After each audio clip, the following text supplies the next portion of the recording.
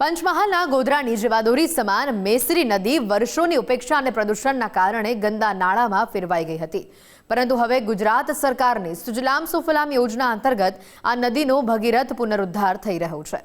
લોકભાગીદારીથી વહેતી થયેલી આ સરવાણી ગોધરાને ભૌગોલિક અને સામાજિક રીતે સમૃદ્ધ બનાવશે, જેનાથી સ્થાનિકોમાં નવી આશા જાગી છે। તો ચાલો જોઈએ પરિવર્તનની આ કહાનીને।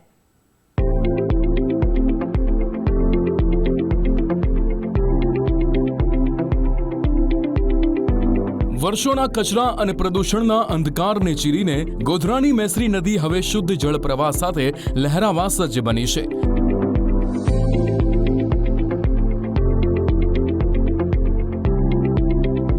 આ યોજના હેઠળ ચાલી રહેલા વ્યાપક સફાઈ અભિયાનથી આ ઐતિહાસિક નદીને નવું જીવન મળી રહ્યું છે।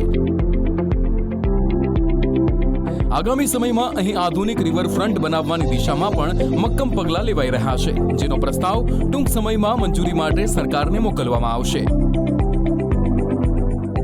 ટૂંક સમયમાં આના ઉપર રિવરફ્રન્ટ જેવો પ્રોજેક્ટ પણ સરકાર અમને મંજૂર કરવા માટેની અપેક્ષા આપી રહ્યા છે। તો ટૂંક સમય એનો પ્રોજેક્ટ પણ બનાવીને અમે રજૂ કરીશું અને ગોધરાની જનતા માટે હાર્દ સમાન નદી એક ફરીથી પુનઃજીવિત થાય તેવી અપેક્ષા રાખી રહ્યા છે। અને ગોધરા એક સુંદરતમ પ્રાકૃતિક શહેર તરીકે બધામાં વધારે વિકાસ થઈ શકે અને એની સાથે તમને પ્રકૃતિનો વિકાસ હોય તો લોકોનો વિકાસ હોય, સામાજિકકરણનો વિકાસ હોય, લોકોની આત્મીયપણા વધશે।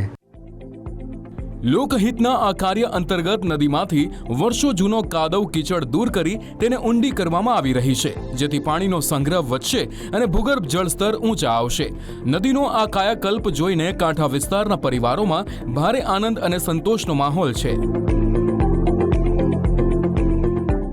મારું ઘેર આ નદીના પટ ઉપર છે અને મને ખૂબ આનંદ થયો છે કે અત્યારે આપણી નદીનું જે આ સાફ સફાઈનું અભિયાન ચાલુ છે એનાથી અમને બહુ ખુશી થઈ છે।